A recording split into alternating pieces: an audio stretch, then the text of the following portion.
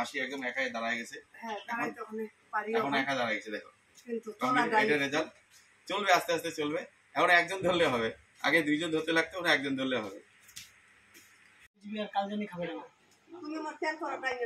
আমার নাম দীনবন্ধু বর্মন। আচ্ছা, কালকে জ্বরের ওষুধ নিয়েছিলি, জ্বর কমছে? জ্বর কমছে।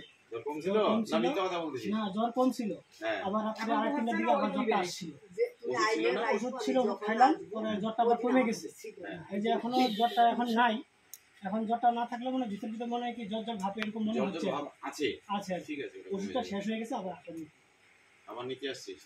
আরেক ডোজ নিয়েছে? ঠিক আছে, হ্যাঁ ঠিক আছে, ধন্যবাদ। আগের থেকে কম বোঝা যায়? হ্যাঁ, অনেক কমছে। অনেক কমছে?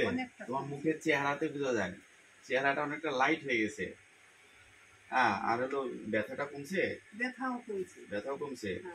আর বাদ বাকি আস্তে আস্তে হবে। এই কাইতে তো শুইতে পারি নাই, ওখানে এই কাইতেও শুইতে পারি, এই কাইতে ওই কাইতে শোয়া যায়। বাস আস্তে আস্তে হবে। কিন্তু ওই যে দিনের বেলা ব্যথা কম থাকে, রাত হইলে যেগুলো খালি চিগায় এইরকম কাম দেয়। ওটা ঠিক আছে, ওটা করে দেবো আমি। ওষুধ আজকে দিয়ে দিচ্ছি। এই কদিন ওষুধ খেয়ে একটু ভালো হয়েছো, আজকে ওষুধ দেবো 15-20 দিনের। আরেকটু ওষুধ খেয়ে আরেকটু ভালো হও। একাই যেন হাইটে আসতে পারো, সেটা আমি চেষ্টা অবশ্যই করবো। ধন্যবাদ, প্রণাম। এই মায়ের এমনি তো বার্ধক্যজনিত সমস্যা আছেই, তার মধ্যে আবার এমন কোনো সমস্যা নাই যে এই মায়ের নাই। সিটি স্ক্যান, এমআরআই যত রিপোর্ট আছে আমি দেখলাম, এর আগের দিনে দেখছি জরাজীর্ণ সমস্যা চারোদিকে।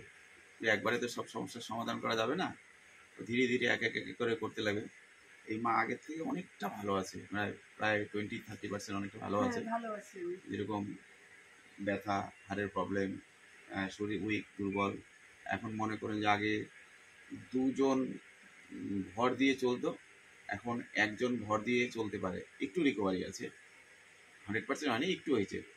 তো সকলে আশীর্বাদ করবেন এই মায়ের জন্য, এই মা যেন সুস্থ হয় এবং একা হাঁটতে পারে। ধন্যবাদ।